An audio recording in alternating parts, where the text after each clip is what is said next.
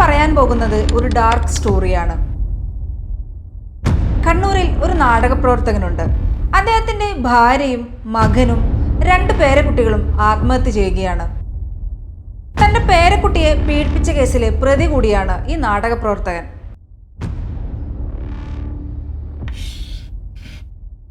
നിങ്ങൾക്ക് ഈ മരണങ്ങളിൽ ഒന്നും തോന്നുന്നില്ലേ?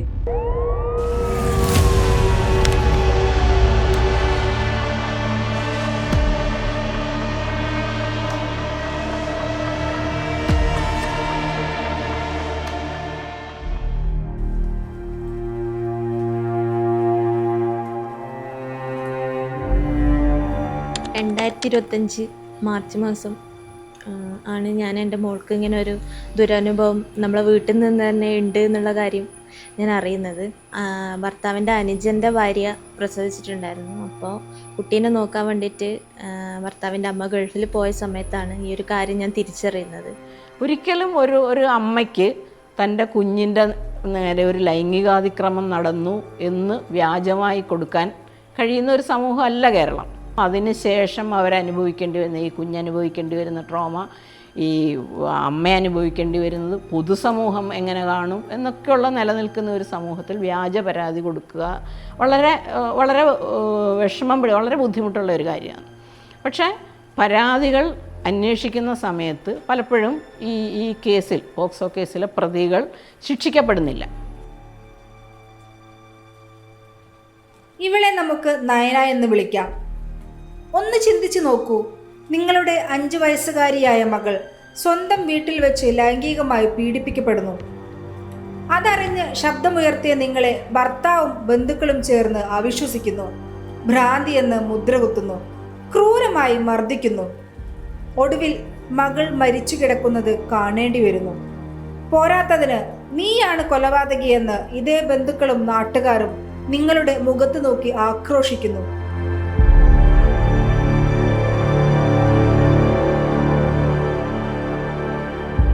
എൻ്റെ ഭർത്താവിന് വേണ്ടിയിട്ട് ഞാൻ എൻ്റെ വീട്ടുകാരെ വരെ ഉപേക്ഷിക്കേണ്ട ഒരു സാഹചര്യമാണ് എനിക്ക് വന്നത്. വീട്ടുകാരുമായിട്ട് ആരുമായിട്ടൊരു ബന്ധം എന്ന് എനിക്കുണ്ടായിട്ടില്ല, ഒരു കോണ്ടാക്റ്റ് പോലും ഉണ്ടായിട്ടില്ല. പിന്നെ ഇത് ഞാൻ ആരോട് പറയും? ഇതെങ്ങനെ ഞാൻ പുറം ലോകം അറിയിക്കും? കാരണം നമുക്ക് അത് കൃത്യമായിട്ട് സത്യമാണെന്നു ഒരു തെളിവുകളോടുകൂടി അല്ലാതെ ആരും വിശ്വസിക്കില്ല. പിന്നെ അത് കാരണം ഞാൻ ആ മാർച്ച് മാസം മുഴുവൻ ഞാൻ എൻ്റെ മകൾക്ക് വേണ്ടിയിട്ട്, അതായത് എങ്ങനെയെങ്കിലും ഇവിടെ നിന്ന് രക്ഷപ്പെടണം, അല്ലെങ്കിൽ ഈ കാര്യം എങ്ങനെയെങ്കിലും പുറത്തറിയിക്കണം, അല്ലെങ്കിൽ കേസ് കൊടുക്കണം എന്നുള്ള ഒരു നിലയ്ക്ക് ആണ് ചിന്തിച്ചുകൊണ്ടിരുന്നത്. അപ്പോൾ മാർച്ച് 4-ാം തീയതി അമ്മ പോകുന്നു. ഒരു 5, 6, 7 തീയതികളിലൊക്കെ മോള് വല്ലാണ്ട് വയറുവേദന എന്ന് പറയുന്നുണ്ട്, എപ്പോഴും ഛർദ്ദിക്കാൻ വരുന്ന പോലെ തോന്നുന്നു, ഭക്ഷണം കഴിക്കുന്നില്ല, അങ്ങനത്തെ ഒക്കെ ബുദ്ധിമുട്ട് മോള് നേരിട്ടുകൊണ്ടിരുന്നായിനി. പിന്നെ ഒരു ദിവസം കുളിപ്പിക്കുന്ന സമയത്ത് ഇങ്ങനെ സോപ്പ് ഉപയോഗിക്കേണ്ട അമ്മേ എനിക്ക് പുകയുന്നു എന്നുള്ള തരത്തിലേക്ക് മോള് പറയാൻ തുടങ്ങി, സ്വകാര്യ ഭാഗത്തെല്ലാം. അപ്പം ഞാൻ ചോദിച്ചു, എന്താ മോളെ അങ്ങനെ, നിനക്ക് അങ്ങനെ എന്താ കാരണം എന്ന് ചോദിച്ചപ്പോൾ മോളൊന്നും വിട്ടു പറഞ്ഞില്ല. മോൾക്ക് ഭയങ്കര പേടി മധുരയാണെന്നുണ്ടായത് ചോദിക്കുമ്പോഴെല്ലാം. അപ്പോൾ ആദ്യമൊന്നും കുഞ്ഞങ്ങനെ പറഞ്ഞില്ല. പിന്നെ ഞാൻ സമാധാനിപ്പിച്ച് മടിയിലിരുത്തി നല്ല രീതിയിൽ ചോദിക്കുമ്പോഴാണ് കുഞ്ഞിങ്ങനെ പറഞ്ഞത്, അച്ചാച്ചൻ രാത്രിയിൽ ഇങ്ങനെ ഉപദ്രവിക്കുന്നുണ്ട് എന്നുള്ള കാര്യം. അപ്പോഴാണ് ഞാൻ തിരിച്ചറിയുന്നത്. അപ്പോൾ തിരിച്ചറിഞ്ഞത് മുതൽ ഞാൻ വല്ലാത്തൊരു മാനസികാവസ്ഥയിലായിരുന്നു. എൻ്റെ അച്ഛൻ മരിച്ചതിൽ പിന്നെ സ്വന്തം അച്ഛൻ എന്നുള്ള നിലക്ക് ആണ് ഞാൻ ഭർത്താവിൻ്റെ അച്ഛനെ കണ്ടത്. അപ്പോൾ അച്ഛൻ്റെ ഭാഗത്തൊന്നും ഇങ്ങനൊരു അനുഭവം നമ്മൾ പ്രതീക്ഷിക്കുന്നില്ല. സാധാരണ ഒരു താങ്ങും തണലും എന്നുള്ള തരത്തിൽ നിൽക്കേണ്ട ആൾക്കാർ ഇങ്ങനെ ഉപദ്രവിക്കുന്നുള്ള ഒരു ഇതിൽ ഞാൻ വിശ്വസിച്ചിട്ടുണ്ടായിരുന്നില്ല. ആ ഒരു മാസം ഞാൻ ഇങ്ങനെ തന്നെയാണോ, സത്യം എന്താണെന്ന് അറിയാൻ വേണ്ടിയിട്ട് ഒരുപാട് കഷ്ടപ്പെട്ടിട്ടുണ്ട്.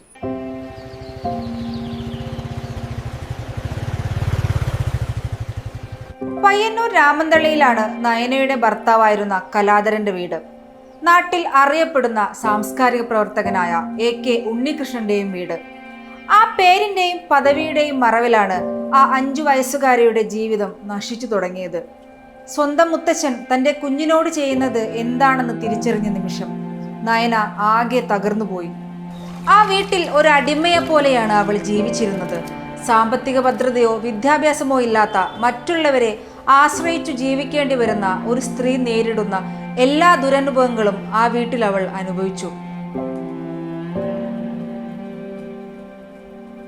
പിന്നെ പലരെയും വിമൻസ് ഹെൽപ്പ് ലൈൻ ആയാലും കണ്ണൂർ ഒരു ഓഫീസറുണ്ട്, അവരെ ആയാലും ഒക്കെ വിളിച്ചിട്ട് കാര്യങ്ങൾ സമീപിക്കുകയായിരുന്നു. പക്ഷെ അവരുടെ ഭാഗത്തു നിന്നൊന്നും ഒരു അനുകൂലമായിട്ടുള്ള ഇതില്ല.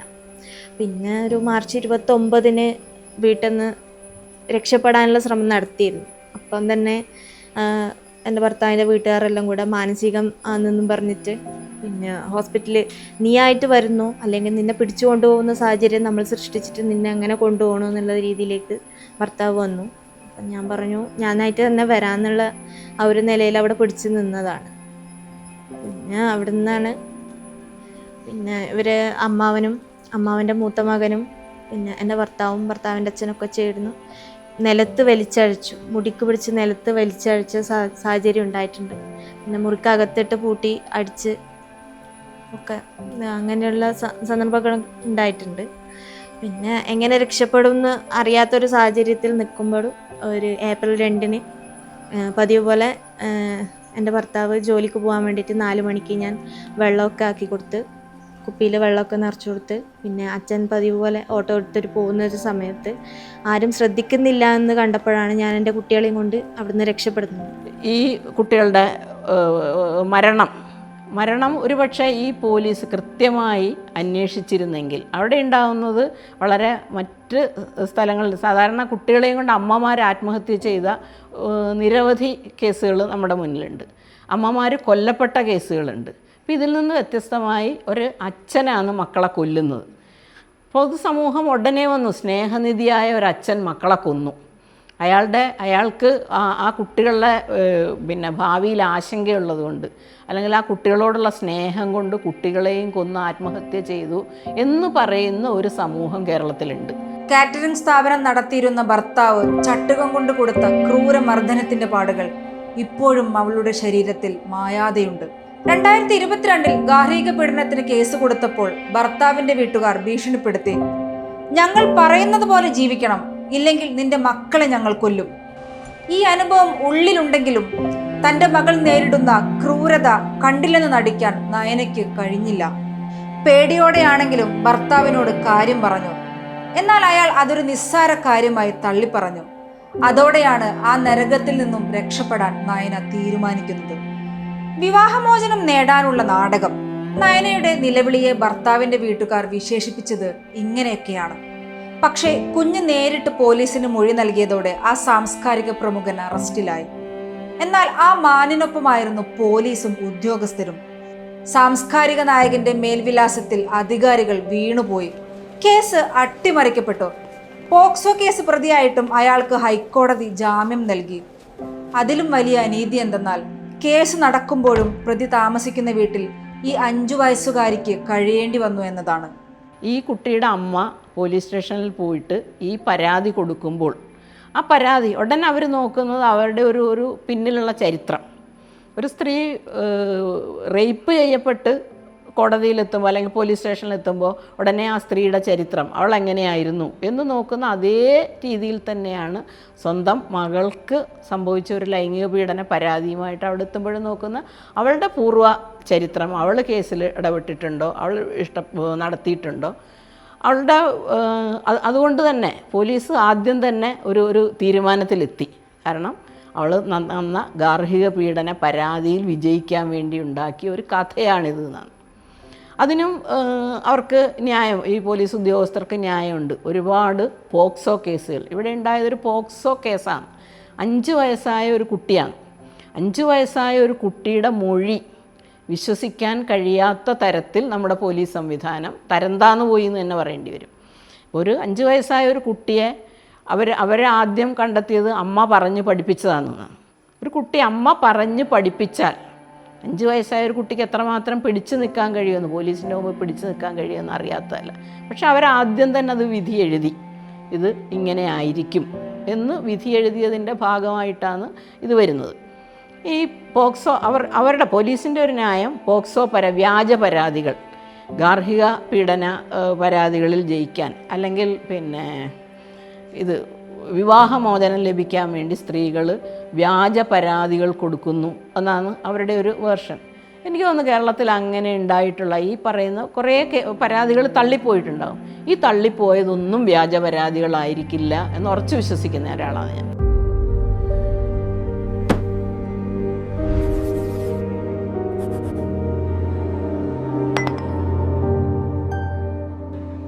ആദ്യം സഹകരണ ഹോസ്പിറ്റലിലേക്കാണ് പോകുന്നത്. അപ്പോൾ അവിടുത്തെ ശ്യാം ഡോക്ടറിൻ്റെ അടുത്ത് ഇങ്ങനെ കാര്യം പറഞ്ഞു, മോളിങ്ങനെ പറയുന്നുണ്ട്, ചെയ്തിട്ടുണ്ട്, ഇങ്ങനെ അച്ഛൻ ചെയ്തിട്ടുണ്ടെന്ന് പറഞ്ഞു. അപ്പോൾ പറഞ്ഞു ഇങ്ങനെ ഒരു കേസ് വരുമ്പം ഇവിടെ നമുക്ക് നോക്കാൻ പറ്റില്ല, സാധാരണയായി ഗവൺമെൻറ് ഹോസ്പിറ്റലിൽ നോക്കിയിട്ട് അവരാണ് പോലീസിനെ വിളിക്കേണ്ടതെന്ന് പറഞ്ഞു. അപ്പം പറഞ്ഞു ഇങ്ങനെ ആരുമില്ല, നമ്മൾ കുട്ടികളെയും കൊണ്ട് രക്ഷപ്പെടുക ചെയ്തത്. അന്നേരം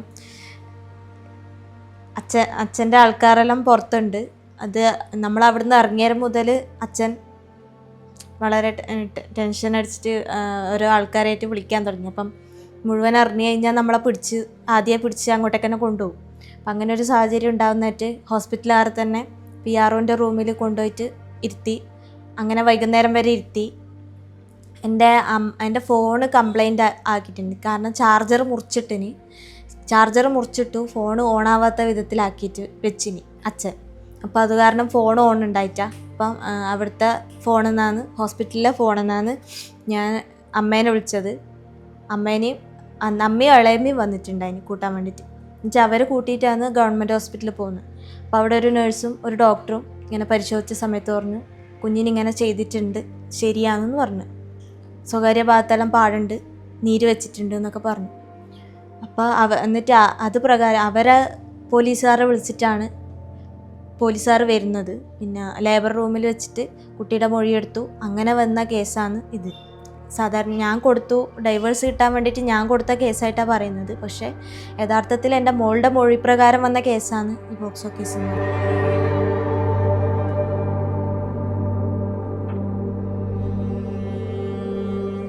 പിന്നെ നമ്മൾ ജൂണിൽ പിന്നെ മോളെ സ്കൂളിൽ ചേർത്തു. അപ്പം ചേർത്തിട്ട് ഒരു 2 ദിവസം കഴിയുമ്പോൾ തന്നെ കുട്ടിക്ക് വീണ്ടും നമ്മൾ ഏപ്രിൽ 2 വന്നിട്ട് ആ ഒരു സമയം വരെ കുഞ്ഞിക്ക് പിന്നെ നല്ല രീതിയിലായി. കുഞ്ഞിൻ്റെ ട്രോമയൊക്കെ മാറി നല്ലൊരു രീതിയിൽ വന്നതായിരുന്നു കുഞ്ഞ്. അതിനുശേഷം സ്കൂളിൽ പോകാൻ തുടങ്ങിയ പിന്നെ കുഞ്ഞ് ആദ്യം ഇങ്ങനെ ഭയങ്കര ടെൻഷൻ പോലെ കളിക്കും. പിന്നെ ഫുഡ് കഴിക്കാൻ വിസമ്മതിക്കും എല്ലാം ചെയ്തു. അപ്പം ഞാൻ ഇങ്ങനെ ചോദിച്ചപ്പോൾ കുട്ടിയൊന്നും പറഞ്ഞിട്ടൊന്നുമില്ല. പിന്നെ നമ്മൾ ആ സമയത്ത് വാടക വീട്ടിലാണ് താമസം ഉണ്ടായത്. അപ്പോൾ വാടക വീട്ടിൽ ഒരു ഓട്ടോറിക്ഷ ഡ്രൈവറെ വീടാണ് നമ്മൾ വാടക എടുത്തത്. അപ്പോൾ അയാൾ ഒരു ദിവസം എൻ്റെ അടുത്ത് വന്നിട്ട് പറഞ്ഞു മോളെ അച്ചാച്ചനെ ഇങ്ങനെ റോഡിൽ കണ്ടിട്ടുണ്ടായിന്ന് പറഞ്ഞു. അപ്പോൾ എനിക്ക് സംശയമായി, ഇയാൾ വീണ്ടും കുട്ടീനെ കാണുന്നുണ്ട്, അതുകൊണ്ടായിരിക്കും കുട്ടിക്ക് ഇങ്ങനെയെല്ലാം വീണ്ടും പ്രശ്നങ്ങൾ വരുന്നതെന്ന് ഒരു തോന്നൽ വന്നു. അപ്പം ഞാൻ പറഞ്ഞു ഇങ്ങനെ അത് എങ്ങനെ ശരിയാവും, അതിന് സാധ്യതയില്ല എന്ന് പറഞ്ഞു. അങ്ങനെ ഇല്ല, അച്ചാച്ചൻ്റെ മോളെ തന്നെ കണ്ടതെന്ന് പറഞ്ഞു. എന്നിട്ട് ഒരു ദിവസം മുഴുവൻ ഞാൻ സ്കൂളിൻ്റെ പരിസരത്ത് നിന്നിട്ട് വാച്ച് ചെയ്തു, ഇയാൾ വരുന്നുണ്ടോ ഒക്കെ അറിയാൻ വേണ്ടിയിട്ട്. അപ്പോഴത്തേക്ക് ശരിയാന്ന്, ഇയാൾ വരുന്നുണ്ട്, കുഞ്ഞിനെ കാണുന്നുണ്ട്. സാധാരണ അയാളുടെ ജാമ്യ വ്യവസ്ഥയിൽ മോളുമായിട്ട് കാണാനോ സംസാരിക്കാനോ ബന്ധപ്പെടാനോ ഒന്നും പാടില്ലെന്ന് ജാമ്യ വ്യവസ്ഥയിലുണ്ട്. പക്ഷേ ഇയാൾ അതൊക്കെ ലംഘിച്ചു.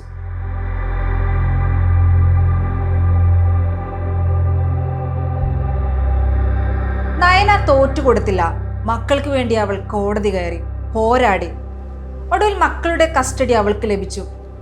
അന്ന് കോടതിയിൽ നിന്നും ഇറങ്ങുമ്പോൾ മകളെ വീട്ടിൽ കൊണ്ടുപോയി വൈകുന്നേരം തരാമെന്ന് പറഞ്ഞ് ഭർത്താവ് അവളെ കൂട്ടിക്കൊണ്ടുപോയി.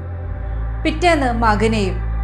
പിന്നീട് നയന മക്കളെ ജീവനോടെ കണ്ടിട്ടില്ല, അവരോട് സംസാരിച്ചിട്ടുമില്ല. കേട്ടത് അവരുടെ മരണവാർത്ത മാത്രമാണ്. കുട്ടികൾക്ക് വിഷം നൽകി ഭർത്താവും അയാളുടെ അമ്മയും ആത്മഹത്യ ചെയ്തു. കുടുംബ പ്രശ്നം കാരണമാണ് ഇവർ ജീവനൊടുക്കിയത് എന്ന കഥ ഉണ്ണികൃഷ്ണൻ നാടുനീളെ പ്രചരിപ്പിച്ചു. യഥാർത്ഥത്തിൽ നയനക്കെതിരെ വ്യാജക്കഥകൾ ചമച്ച് ഈ ക്രൂര കുറ്റകൃത്യത്തിൽ നിന്നും അയാൾ രക്ഷപ്പെടുകയായിരുന്നു. അങ്ങനെ ഭർത്താവിനെയും മക്കളെയും കൊന്നവളെന്ന അധിക്ഷേപം നയനക്ക് മേൽ ചാർത്തപ്പെട്ടു. ഒരുപക്ഷെ മകൾ പീഡിപ്പിക്കപ്പെട്ടു എന്ന സത്യം താങ്ങാൻ കഴിയാതെയാവാം ഭർത്താവ് ആത്മഹത്യ ചെയ്തത്. നയന ഇത് പറയുമ്പോഴും എന്തിനാണ് തൻ്റെ മക്കളെ കൊന്നത് എന്ന ചോദ്യം അവളുടെ മുഖത്തു നിന്നും വായിച്ചെടുക്കാമായിരുന്നു.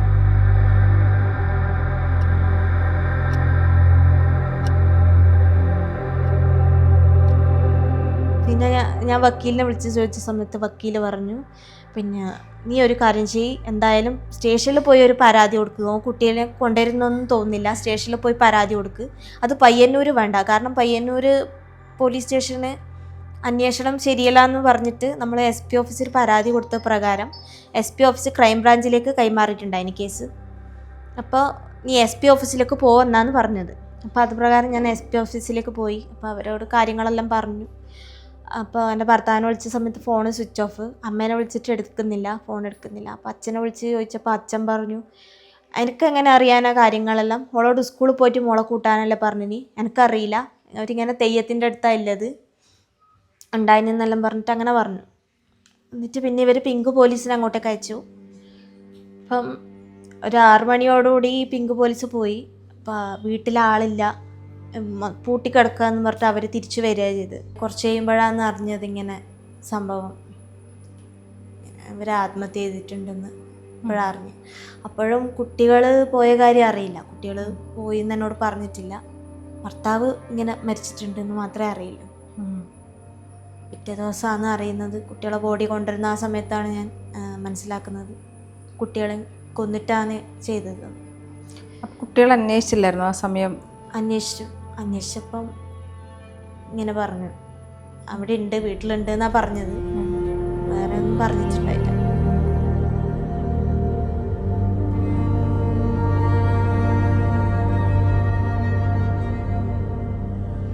ഞങ്ങൾ നയനയെ കാണുമ്പോൾ അവൾ വല്ലാത്തൊരു മാനസികാവസ്ഥയിലായിരുന്നു.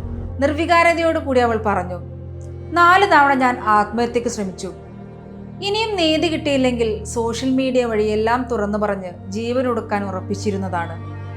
മരിക്കാൻ ഉറപ്പിച്ചതോടെ എൻ്റെ ഉള്ളിലെ കരച്ചിൽ പോലും നിന്നുപോയി. പക്ഷേ വിധിക്ക് ചില കണക്കു തീർക്കലുകൾ ഉണ്ടായിരുന്നു. 16 വയസ്സുകാരനായ മറ്റൊരു കുട്ടിയെ പീഡിപ്പിക്കാൻ ശ്രമിച്ച കേസിൽ ഉണ്ണികൃഷ്ണൻ വീണ്ടും അറസ്റ്റിലായി. അതോടെ അവളുടെ ഉള്ളിൽ വീണ്ടും ഒരു പ്രതീക്ഷ തെളിഞ്ഞു. ഞാൻ പറഞ്ഞതിൽ സത്യമുണ്ടെന്ന് വിശ്വസിക്കാൻ ഇനി തെളിവുകൾ വേണ്ടല്ലോ, അവൾ ചോദിക്കുന്നു. 2 ആഴ്ച മുമ്പ് വരെ വഴിയിൽ കണ്ടാൽ കാർക്കിച്ചു തുപ്പിയവർ, മുഖത്ത് നോക്കി വാതിലുകൾ കൊട്ടിയടച്ചവർ, ഇന്ന് അവളെ കാണുമ്പോൾ ഒന്ന് ചിരിക്കാനെങ്കിലും ശ്രമിക്കുന്നുണ്ട്. താൻ തെറ്റുകാരിയല്ലെന്ന് സമൂഹം തിരിച്ചറിയുന്ന ഈ മാറ്റം തന്നെയാണ് ഇനി മുന്നോട്ട് ജീവിക്കാനും പ്രതിക്കെതിരെ നിയമപോരാട്ടം തുടരാനുമുള്ള അവളുടെ ഒരേ ഒരു ബലം.